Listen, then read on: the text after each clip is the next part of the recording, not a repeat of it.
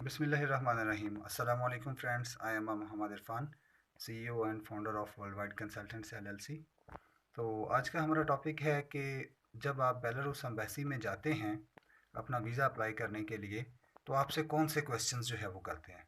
सबसे पहले तो आपने जब एम्बेसी जाना है तो आपकी फ़ाइल कंप्लीट होनी चाहिए. उसमें कौन कौन से डॉक्यूमेंट्स हैं, आपका फॉर्म है, फ़ोटो है, FRC, आपका बैंक स्टेटमेंट, और इसके अलावा आप अगर बिजनेसमैन हैं तो बिज़नेस के documents, anti and tax returns वगैरह, चैम्बर ऑफ कॉमर्स, और अगर आप स्टूडेंट हैं तो आपके एजुकेशनल डॉक्यूमेंट्स जो कि मिनिस्ट्री ऑफ फॉरेन अफेयर और IBCC HEC से अटेस्टेड होने चाहिए.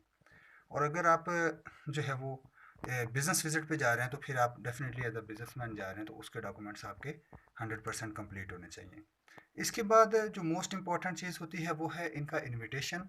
इनविटेशन आपको वहाँ से आएगा, बेलारूस से बाई डाक आएगा, और ये ओरिजिनल इनविटेशन ही एम्बेसी जो है वो एक्सेप्ट करती है. वो अपने साथ लेके जाना है. इसके बाद जब आप वहाँ पे जाते हैं तो आपसे कुछ क्वेश्चन आंसर्स किए जाते हैं जो कि आपसे वीज़ा ऑफिसर क्वेश्चन आंसर पूछता है. तो सबसे जो पहला मोस्ट इम्पॉर्टेंट क्वेश्चन है वो ये होता है कि what is your purpose of visit, कि आपका वहाँ पे जाने का मकसद क्या है. देखिए, अगर आप स्टूडेंट हैं तो आप बता सकते हैं कि आप एजुकेशन पर्पज़ के लिए जा रहे हैं.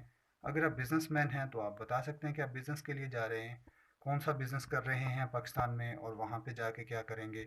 और अगर आप टूरिस्ट हैं तो आप बता सकते हैं कि हम जस्ट जनरल टूरिस्ट है, घूमने फिरने के लिए जा रहे हैं. और साथ ही ये भी पूछ सकते हैं कि आप कौन सी लोकेशंस पे जाएंगे. तो आप जो भी इसकी फेमस प्लेसेस जो आपने अपनी ड्रीम प्लेसेस रखी हुई हैं, मीन्स के या सेंट हेलमन चर्च है, स्टालिस्ता है, कुछ इस तरह से काफ़ी फेमस प्लेसेस हैं वहाँ की, तो आप वो भी बता सकते हैं कि मैं वहाँ घूमने के लिए जाऊँगा. तो इन शॉर्ट, पहला तो मोस्ट इंपॉर्टेंट चीज़ आ गई आपका पर्पज़ ऑफ विजिट. दूसरे नंबर पर आपसे जो क्वेश्चन किया जा सकता है वो है कि आपका फैमिली से रिलेटेड, कि आपके सिबलिंग्स कितने हैं, फादर मदर पेरेंट्स, मीन उनका क्या बिजनेस है, क्या स्टेटस है. ठीक है. इसके अलावा तीसरे नंबर पर जो मैक्सिमम आपसे क्वेश्चन किया जा सकता है कि आप वहाँ पे जाएंगे तो पॉसिबिलिटी है कि आप वहाँ से जाकर वापस नहीं आएंगे. आपकी साइकी से उसको आइडिया हो जाता है वीज़ा ऑफिसर को. तो बहुत फ्रेंकली वो आपसे बात करता है, बड़े कह लें कि बड़ा फ्रेंडली माहौल में आपसे बातचीत होती है सारी. तो वो आपसे मजाक में पूछ भी सकते हैं, हाँ भाई, बेलारूस से आगे कोई पोलैंड का प्रोग्राम तो नहीं है आपका. तो आप समझें कि यार बंदा तो बहुत फ्रैंक हो गया है, तो मैं बोल दूं कि हाँ हाँ ऐसा ही है. तो ऐसी गलती कभी नहीं करनी है आपने. ठीक है. जहाँ भी जाना है लीगल जाना है और लीगल रहना है. तो इन शॉर्ट आपका जो डॉक्यूमेंट्स हैं उसमें आपकी हेल्थ इंश्योरेंस भी होनी चाहिए, होटल बुकिंग भी और टिकट रिजर्वेशन भी. और ये डेटेड वीज़ा होता है. मसलन एक जो डेट आपके इनविटेशन पे लिख के आई हुई हैं, उन्हीं डेटों का ये वीज़ा होगा और उन्हीं डेटों को अंदर ही आपको ट्रैवल करना होगा. उसके बाद ये एक्सपायर हो जाएगा. लेकिन जो बिज़नेस वीज़ा है वो एक्सटेंडेबल होता है. और जो यूनिवर्सिटी की तरफ से आता है स्टडी वीज़ा, वो भी यूनिवर्सिटी एक्सटेंड करवा देती है वहाँ पहुँचने के बाद.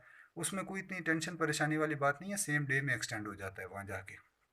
अच्छा. उसके बाद जो स्टडी वीज़ा के हवाले से अगर हम बात करें तो फर्दर क्वेश्चंस ये हो सकते हैं कि आपका जो प्रोग्राम है वहाँ पे कौन सा है. मसलन आप ग्रेजुएशन में जा रहे हैं, मास्टर्स में, लैंग्वेज प्रोग्राम में जा रहे हैं, किस यूनिवर्सिटी या किस कॉलेज में जा रहे हैं, वहाँ पे आपका जो स्टे है वो कितनी देर का होगा, डेफिनेटली आपको मालूम होगा. आप जिस कॉलेज या यूनिवर्सिटी में जा रहे हैं तो आप उसके हॉस्टल में रहेंगे या किसी और जगह पे, तो वो अकोमोडेशन प्रूफ यूनिवर्सिटी ने आपका साथ भेजा होता है. अदरवाइज़ आपने लिख के जो है वो भी दिया होता है वहाँ पे, बैक साइड पे फॉर्म पे फिल भी किया होता है कि आपका स्टे जो है वो कहाँ पे होगा बेलारूस में. और आपके पास जो प्रूफ ऑफ फंड्स हैं वो भी शो किए होते हैं कि आपकी जो फादर हैं